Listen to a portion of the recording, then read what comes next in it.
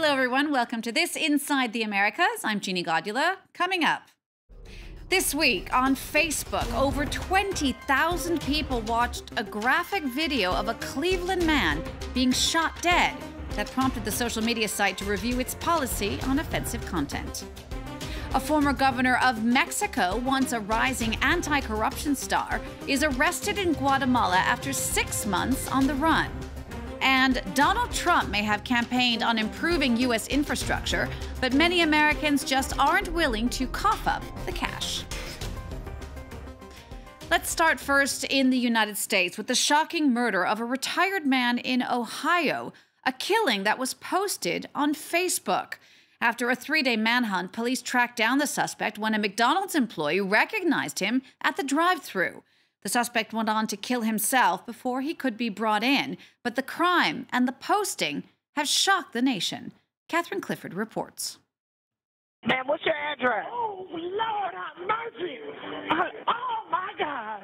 This was the moment witnesses to 74-year-old Robert Godwin's fatal shooting called for help. Meanwhile, people around the world were watching as his killer streamed live footage on Facebook of the shooting in Cleveland, Ohio. Speaking to viewers from his car beforehand, during and afterwards, Steve Stevens said he'd snapped because he felt his feelings weren't being acknowledged. He expressed regret, but said he intended to keep killing until caught. Stevens then shot himself dead as police closed in on him in a car chase. It looks like there's one guy down in the white car. The graphic video of Stevens shooting Godwin in the head was available on Facebook for more than 2 hours before being taken down. During this time, it was viewed by at least 22,000 people and shared some 1,200 times. It prompted Facebook to launch a review on how it handles offensive content, looking to make it easier for people to report videos and speed up the process of reviewing them. We have a full roadmap of products to help build groups and community, help build a more informed society, help keep our communities safe. And we have a lot more to do here, and we will keep doing all we can to prevent tragedies like this from happening. Facebook is dependent on its 1.9 billion users to report content that violates its terms. Millions of posts are reported each week, and thousands of workers then review them. Experts say the company will have to start looking at how image recognition technology can better support this process. Images are much harder to identify by algorithms than words are. They're going to be doing some not soul searching, they're going to be doing some algorithm searching. This killing was by no means the first graphic incident streamed on Facebook Live. Since the social media platform launched the feature a year ago, it's broadcast the alleged gang rape of a 15-year-old girl, several suicides, fatal shootings, and the torture of a disabled teenager. Our number of the week is 500,000. That's the number of civilians Venezuelan President Nicolas Maduro wants to bring into the country's armed militias, 5 times more than the current number. The civilian militia was created by the late Hugo Chavez and provides each member with a gun. Those soldiers were out in force this week to face off what was called the mother of all marches, the culmination of 2 weeks of protests against Maduro. But 2 days earlier, the president secured the, quote, unconditional loyalty of the military, as Alexander Okot explains. Revolutionary songs bellowed by thousands of militia men and women outside the presidential palace in Caracas. Officially, the show of strength is to commemorate the 1810 revolution, which secured independence for Venezuela. But with a huge opposition protest set for 2 days after this event, the president deployed his soldiers all over the country. The equipment of the militias will be boosted. 1 rifle for each militiaman, 1 rifle for each militia woman. The resources have been approved. Maduro is hoping to raise the number of people in the armed civilian force created by his predecessor Hugo Chavez up to 500,000. Strengthening it is seen as an attempt to intimidate the protesters. On Tuesday, the leader of the opposition called on the military to respect the demonstration. Venezuelans will take to the streets peacefully. It'll be a moment for the armed forces to show that they're on the side of the Constitution and of the people. But Maduro did not agree. Brandishing a copy of the Constitution, the head of state accused the opposition of fomenting a coup d'etat. What Mr. Julio Borges has done once again represents an offense against the Constitution, and thus must be prosecuted by the national justice system sooner rather than later. He must be prosecuted because he openly called for a coup and asked the armed forces to ignore their commander-in-chief's orders. On Monday, the army assured the president of its unconditional loyalty, but some say the support could be undermined by the protests. Some experts say officers could be ready to negotiate with the opposition towards a political transition. To Guatemala now, where a former governor of Mexico was arrested after 6 months on the run. Javier Duarte was once a rising political star and a symbol of anti-corruption. He's now accused of embezzlement and organized crime. Clapped in irons after more than 5 months on the run, Javier Duarte was captured in Guatemala, along with his wife, who's not been charged. The former Veracruz state governor has repeatedly denied any wrongdoing and appeared calm as he was driven to a secure facility. Are you innocent? I have no comment, thank you. Do you already have an attorney? I have no comment, thank you very much. Duarte is alleged to have fled using a government helicopter lent to him by the interim governor who replaced him, raising difficult questions about whether top officials would be willing to go after one of their own. He used fake IDs and private planes while on the run in Guatemala.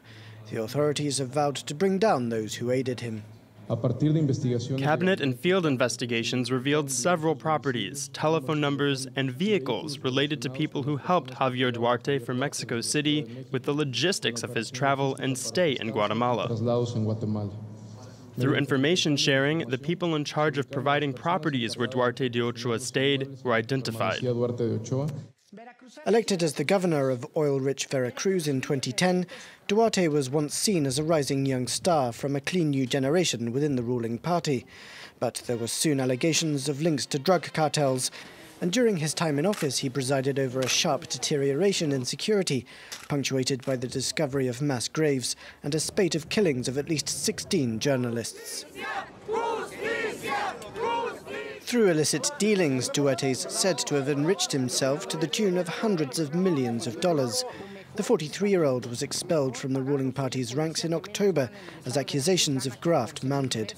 He's the second high-profile former PRI governor to be arrested within a week. Mexico's president has applauded Duarte's capture, but it's not yet clear whether the arrests will boost Enrique Peña Nieto's image in fighting corruption or highlight its apparent prevalence within his party. One of U.S. President Donald Trump's major campaign themes was the state of the country's infrastructure, which often doesn't quite live up to what people from other wealthy economies might expect. But it's not just a question of deal-making and project management. It often comes down to whether Americans are willing to pay for the roads, bridges, and other things they say they want. Alexander Hurst explains. The residents of this neighborhood complained about potholes, but they had no idea that the city's response would be to replace the road with gravel. When we had asked them to fill the potholes again and they weren't coming, then one day they just came and ground the whole street up. And we thought, oh, that's great. Now they're going to give us a new street. Nothing happened, nothing happened, nothing happened. And finally they admitted that that's it. This is what you get. Cash-strapped transportation agencies have de-paved roads in at least 27 states. Aging infrastructure in the U.S. was a common theme during the presidential campaign. We have roads with potholes in the middle of the highways. We have the worst transportation system and train system. In China, they have trains that go 250 miles an hour. Over here, if the train goes more than 60, it's like collision territory. In 2007, a bridge over the Mississippi River collapsed, throwing 50 cars into the water and killing 7. According to a national study, 1 out of every 9 bridges is structurally deficient. But instead of repairing them, some municipalities are putting up workarounds. See that structure underneath it? They actually built that to catch any of the falling concrete so it wouldn't hit traffic underneath it. Earlier this year, 200,000 people were evacuated after a California dam was found to be on the brink of collapse. And the nation's rail network suffers from chronic underinvestment, leading to 1,300 derailments per year. Trump ran on a platform of investing in infrastructure, but he's caught in the same political stalemate that got the country to this point. He's also promising a massive tax cut. There is a lack of political will at the federal level. They do not want to raise taxes. And unfortunately, the last time the motor fuel tax was raised for improving roads and bridges was several decades ago, 1993. Even in the capital, the Excella train to New York goes over this bridge from another era, corroded away by rust.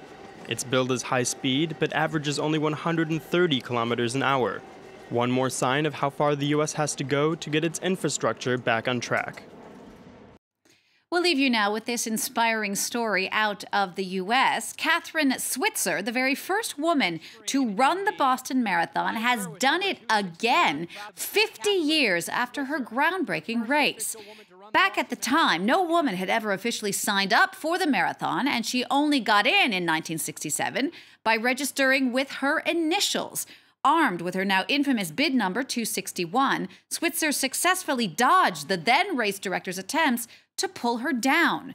Switzer was given her same number this week, even though it's since been retired, in honor of her historical race. We'll leave you with those images. Thanks so much for watching France 24 and Inside the Americas. We'll see you again next time for all the news from north to south.